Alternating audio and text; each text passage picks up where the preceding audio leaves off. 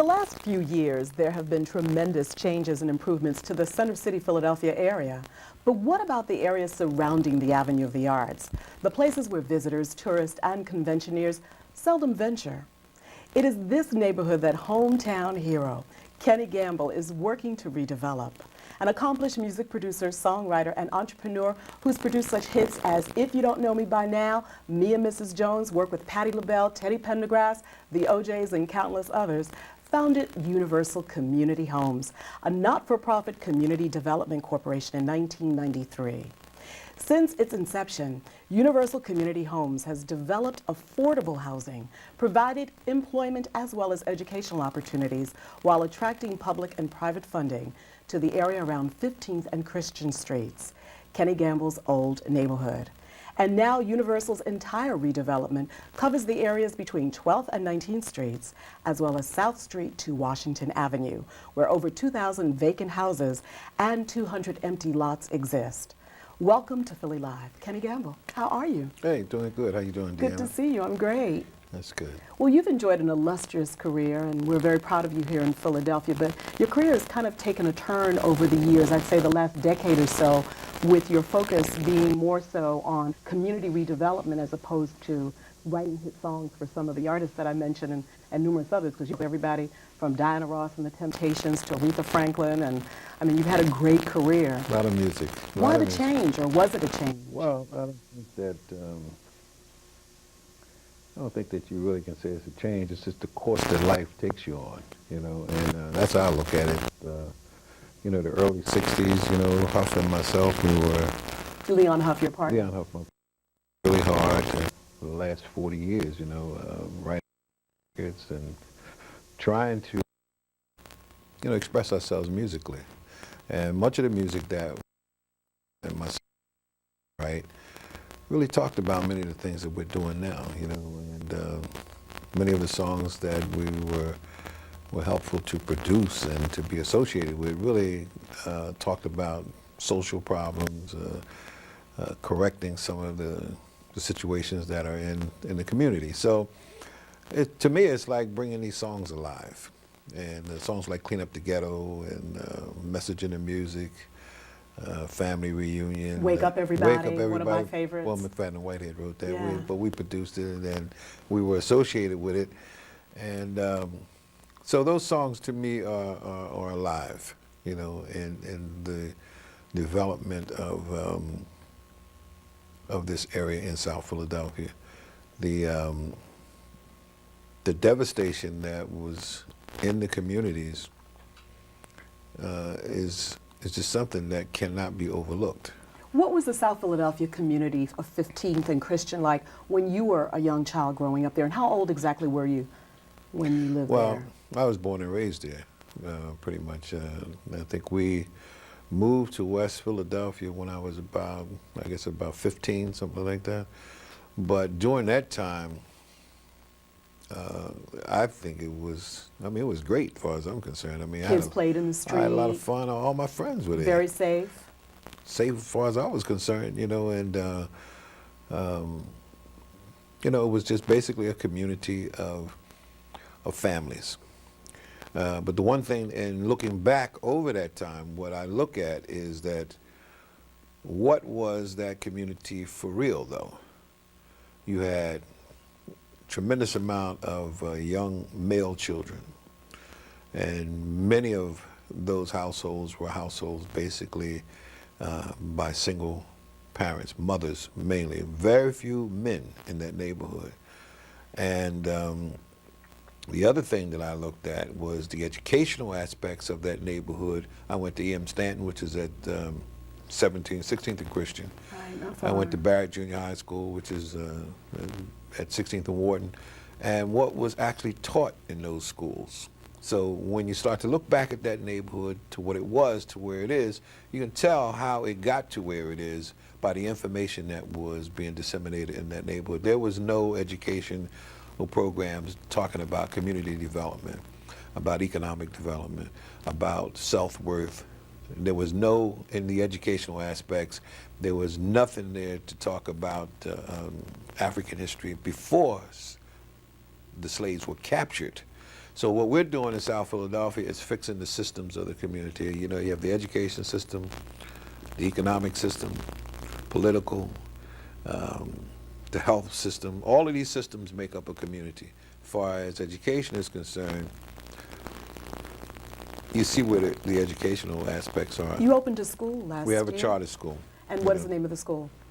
It's called Universal Institute Charter School. And it goes from kindergarten to? Kindergarten to the 8th grade. Oh, it's 8th now. Well, it goes, but we're up to the 4th grade now. And each year what we do is add a year. So we'll go all the way up to the 8th grade. We have someone on the line, Kenny, would like to ask you a question. We have Malik on the line. You have a question for Kenny Gamble. Yes, I do. Welcome. Thank you. Peace to you, Mr. Gamble. All right, peace to you, Malik. How are you? I'm fine. Good. I met you before some years ago. Of course, I didn't know who you was at that particular time, and so just seeing you on a TV program here. But I have a question. I cut your hair, by the way, a long time ago. That's how I recall your face. You cut my hair? Yes. Where at? On Christian Street. Christian Street? Okay. All right. By a brother by his name is Hakeem. Oh, yeah. Yes. Oh, yeah, I remember that. Yeah, 15th and Christian, right on the corner, right? Yes. Salam Barbershop. Yes. Okay. Malik, what's your question for Kenny? All right. My question is, what inspired you to come about with this here dream of yours? Did it start as like in your youth, like in your teen years or in your early 20s? Well, you know, Malik, it really is not my dream. You know, this is the, this has been talked about for many, many years. If you go back and think of some of the information that we have received, not in school, but I'm talking about what Marcus Garvey talked about, what Malcolm X talked about, what Elijah Muhammad, huh? And you want me to say something? No, you're fine. No, but these, no, I thought you were saying something. But these are, you know, they talked about our community being self-sustaining and independent. And that's what's inspiring me is having a community that's independent, and also too to think of the next generations. What are they going to do? I mean, what are the next generations going to have if something is not done in order to solidify the African American community in the comprehensive view of community living, so that we are actually in a position to compete with the outer community. We are not in a situation now where we can compete because of education, because of health, because of economic situations. All of these things, see, all these systems in our community are not working. So what we're doing with Universal, we're making an attempt to deal with education and economic development. Because with those two issues, you can pretty much resolve all the issues that face our community. Malik, thank you for your question. We appreciate it. Kenny, you had a very interesting role last year in the Republican National Convention that, of course, was hosted here in Philadelphia. You also had Newt Gingrich, and you had dialogue with the Republican Party. Tell me why and how has that relationship developed for Universal Well, Community much of Homes? what we are doing is, and much of everything that happens in this society is pretty much public-private partnerships. And by that I mean that most of the buildings, I mean, just like here lately, the thing that would be very recent in the audience's mind is the stadiums, where the city was supposed to put X amount of dollars in. The owners of the stadium would put X amount of dollars in, so forth, whatever. But it was public-private partnerships. So we are involved in those public-private partnerships where in the rebuilding of a community, in the sustaining of the community, you have to have government involved, city government, state government, and the federal government. But it has to be some type of leadership. And one of the reasons why the African American community is in the shape that it's in is because of the lack of leadership. There has not been any leadership to deal and put together the kind of business arrangements with the public sector and to increase the amount of productivity in the African American community. As it relates to the Republican convention, which was your question, I wanted to support them because they were coming to Philadelphia. And I noticed that there were not many African Americans that we even have any dialogue with the Republicans.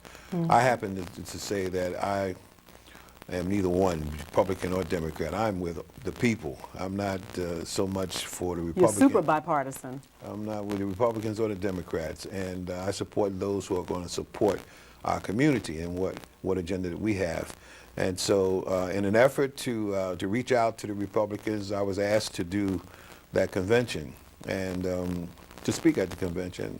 And I thought it over very, very hard, and I decided to do it. And from that, I was able to meet many of the people from the Republican Party, like Trent Lott, Stephen Goldsmith. I mean, we've met everybody in the Republican Party. And in fact, during the time of the convention, many of the delegates and many of the Republican senators and congressmen, they came by to see what we were doing in hopes, and what we're hoping is to get both Republicans and Democrats to deal with the issue of the African American community. This is not a Republican issue. It's not a Democratic issue. This is an American issue. This is something that both Republicans and Democrats need to pay attention to, something that's been needed to be dealt with for a long time. So we're not playing any kind of games with Republicans and Democrats. Right. We're playing the game for the people. By the people. Yeah. And speaking of people, we have a person online. Gary, welcome to Philly Live. Hi. You're on live with Kenny Gamble. All right. Mr. Gamble, I just want to say, first of all, I'm a big fan of yours and your music and everything that you've done in the community.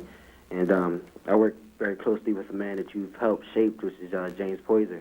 James, yeah, he's doing good now. Yeah, he just Yeah. produced the Erykah Badu album and worked with Eric Benet, Common, quite a few people. We're Yeah, proud he's of doing him. good. Yeah. Tell James to give me a break.